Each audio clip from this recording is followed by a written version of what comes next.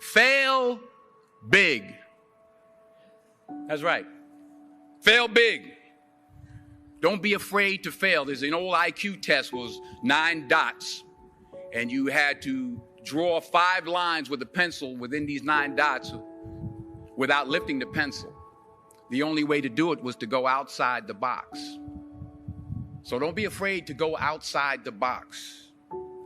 Don't be afraid to think outside the box. Don't be afraid to fail big, to dream big. But remember, dreams without goals are just dreams, and they ultimately fuel disappointment. So have dreams, but have goals. Life goals, yearly goals, monthly goals, daily goals. I try to give myself a goal every day. And understand that to achieve these goals, you must apply discipline and consistency. You have to work at it every day. You have to plan. Hard work works. Working really hard is what successful people do. I found that nothing in life is worthwhile unless you take risks. Nothing. Nelson Mandela said, "There is no passion to be found playing small and settling for a life that's less than the one you're capable of living."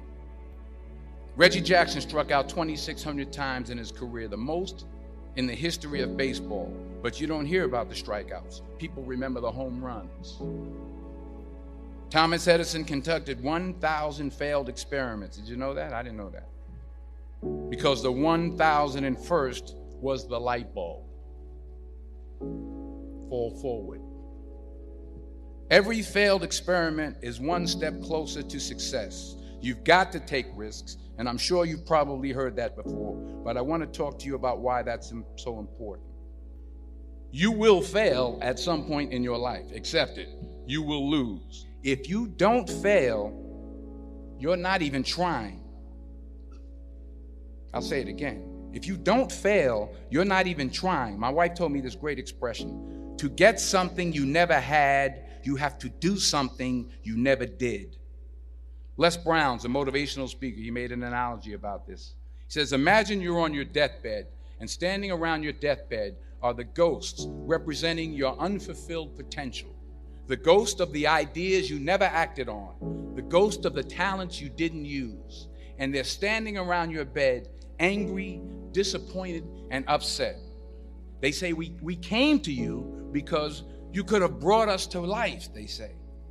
And now we have to go to the grave together. So I ask you today, how many ghosts are going to be around your bed when your time comes? So you got to get out there.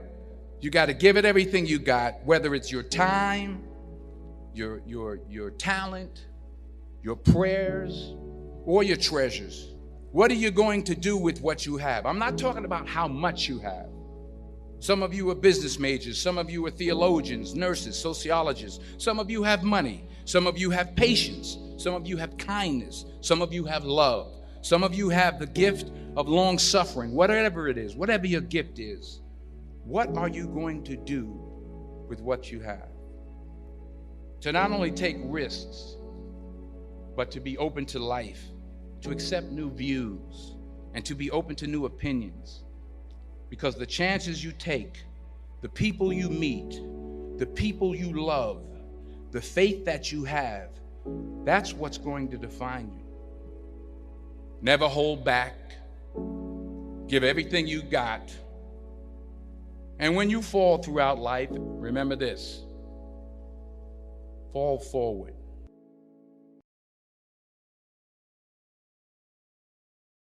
Fail early, fail often, fail forward. You know, it's always a little bit frustrating to me when people have a negative relationship with failure. Failure is a massive part of being able to be successful. You have to get comfortable with failure. You have to actually seek failure. Failure is where all of the lessons are. when you go to the gym and you work out, you're actually seeking failure. You want to take your muscles to the point where you get to failure, because that's where the adaptation is. That's where growth is. Successful people fail a lot. They fail a whole lot more than they succeed, but they extract the lessons from the failure, and they use that, the energy, and they use the wisdom to come around to the next phase of success. You gotta take a shot. You have to live at the edge of your capabilities. You gotta live where you're almost certain you're going to fail. That's the reason for practice. Practice is controlled failure. You're getting to your limit, getting to your limit, getting to your limit. You can't lift that. You can't do that. Until you get to the point that all of a sudden your body makes the adjustment, and then you can do it. Failure actually helps you to recognize the areas where you need to evolve. So fail early, fail often, fail forward. When you're prepared, there is no fear. There is no fear of failure, okay? Because even if you've walked out of something and you feel like you failed at it, your preparation is so strong that you're gonna take that failure and turn it into the outcome you desire. And most people stop at failure, okay? We've all failed at things. I'm gonna continue to fail at stuff, right? It's the most powerful tool you can use, but it all depends on how you use it. A scalpel, okay?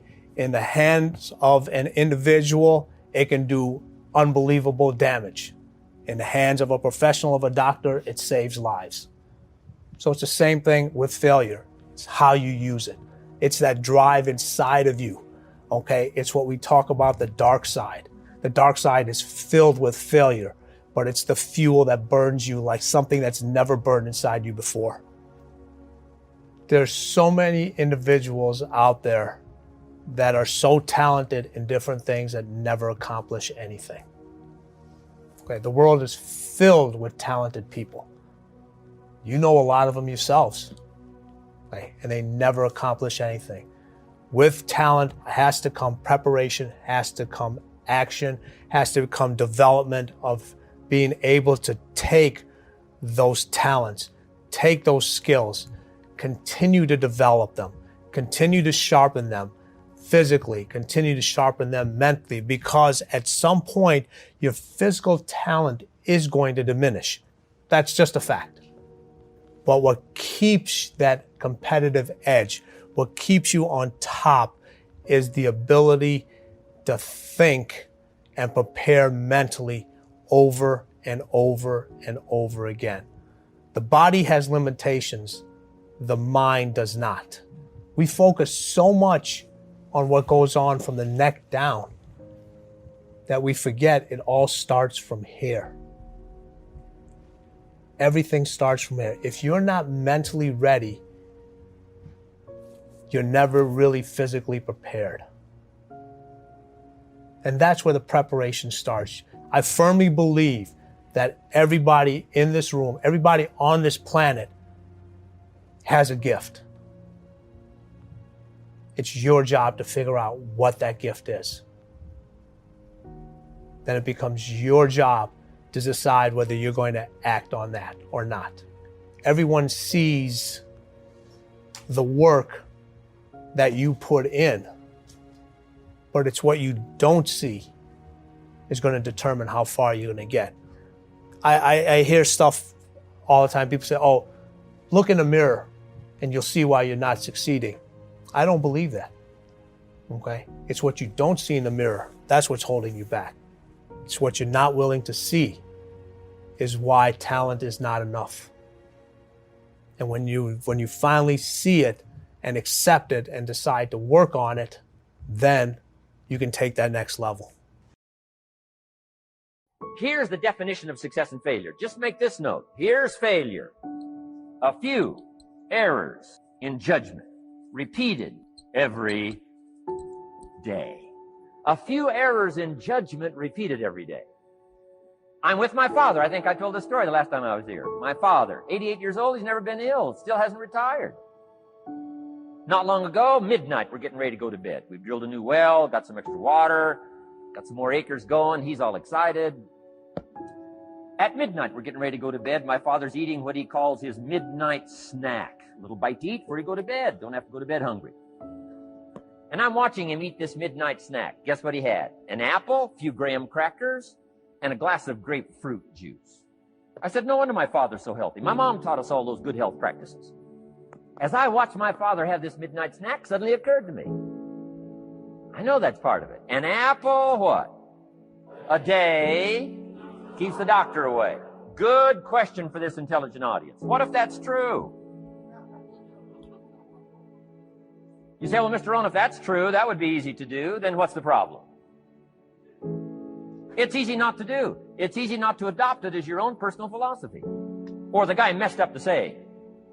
Guy says a Hershey bar a day. Say, no. No. You've been watching too much television. It is not Hershey bar. You got to be smarter in philosophy than to fall for the Hershey bar a day when it's an apple a day. You got to be smarter than that. And if you make that kind of an error in judgment every day for 6 years, I'm telling you, it'll accumulate into disaster. Sometimes the first year you say, well, you know, I'm so healthy now, what difference is it going to make? You got to be smarter than that. Just because disaster doesn't fall on us at the end of the first day doesn't mean disaster isn't coming. You got to be so smart that you look down the road and say, will the errors in my present judgment of philosophy, what's that going to cost me in 1 year, 6 years, 1 month, 6 months?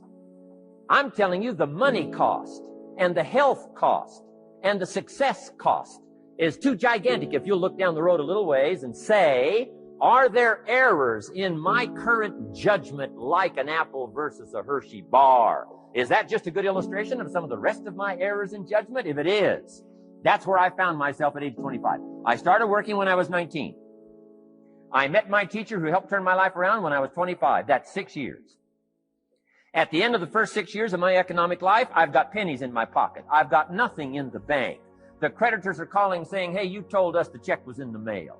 I'm embarrassed. I'm behind on my promises. I live in America. I'm 25-year-old American male. I got a nice family, every reason to do well.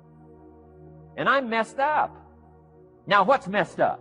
I used to think it was the community that was messed up, and the country was messed up, and the government was messed up. The economy was messed up. Interest rates are messed up. I thought all this stuff was messed up. Then I found out that's not what was messed up. I was criticizing the only thing I had to work with. What was really messed up was my own personal philosophy. My own errors in judgment in my own personal philosophy brought me in 6 years to pennies in my pocket, nothing in the bank, and trying to explain why I wasn't doing well living in America, 25-year-old American male, got a family, every reason to do well.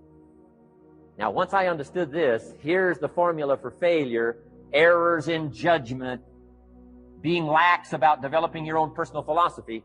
I'm telling you, it's called accumulated disaster. It doesn't matter whether it's your health or your bank account. Guy's got an empty bank account, probably has high cholesterol. Why? Over the last 6 years, he never paid attention to either one. And it doesn't matter whether it's a dollar, or whether it's your money, or whether it's your cholesterol count. All you got to do is commit the errors, and just because disaster doesn't fall on you at the end of the first day that you don't eat an apple. You say, well, I didn't eat an apple today, and tonight I'm not ill. Well, you got to be brighter than that. Someday you got to leave first grade. Now let me give you the secret to success. The formula for failure: a few errors in judgment repeated every day for 1 month starts the weakness, starts the disaster process. You can imagine what happens in 6 years. Now here's the formula for success: a few simple disciplines practiced every day. And you've started a whole new process called a whole new life. A few simple disciplines practiced every day. And if you decide today to go for the apple instead of the Hershey bar, I'm telling you, you have begun the process of turning your life around. And if you keep up that process, not only with your health habits, but with your money habits and with your communication habits, with your sales habits and management habits and every other habit that you got, if you'll start that process, eliminate the errors and replace it with disciplines practiced, I'm telling you, you can start this process of life change immediately. After today, you don't ever have to be the same again. Only by choice. You don't have to walk out of here the same as you walked in today. Only by choice. You can start a whole new process. And you say, well, Mr. Rohn, is it that simple? Yes, it's that simple. Where else would you start but with an apple? You don't have to start with something staggering. What if you should be walking around the block for your good health and you don't? What'll that do in 6 years? I'm telling you, the word is disaster. You could and you should and you don't. Here's an even stronger word. You won't. I mean, don't might mean you're careless. Won't probably means you're stubborn. And either one's called disaster. Could, should, don't. I'm telling you, that's why at the end of 6 years, I found myself with pennies in my pocket, nothing in the bank, creditors calling. Could, should, won't. Could, should, don't is called disaster. Now, how do you change all that?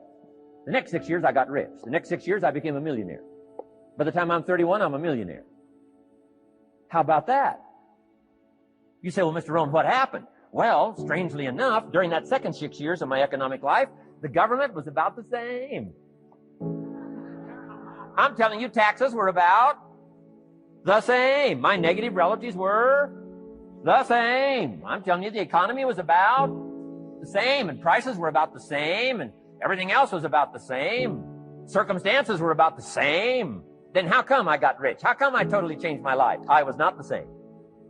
Somebody says, well, what did you go to work on to do all that? I started with my philosophy. I started amending my errors by doing some better thinking, changing my mind, coming up with ideas that I didn't have before I met my teacher.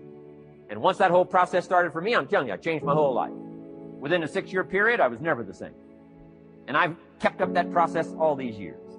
The same thing can happen for you as a teenager. It can happen to you as a mother, as a father, as a business person, as a salesperson, running a business. Doesn't matter. Management, wherever you find yourself. This is the process called personal change. And what I say to start with is start with your own philosophy. Your philosophy is going to determine whether or not you go for the disciplines or continue the errors that's called potential disaster. Well, it was so happy for me to find out at age 25, Mr. Shove said, Mr. Rohn, you don't have to change countries. But you do have to change philosophy. And if you'll change philosophy, not country, you can turn around your income, you can turn around your bank account, you can turn around your skills, you can become capable, powerful, sophisticated, healthy, influential, all the other equities that you could possibly want out of your life. You don't have to ask for another planet. You don't have to ask for another country. Just ask for another book. Ask for another seminar. Ask for another idea. And you can start this whole process of personal life change.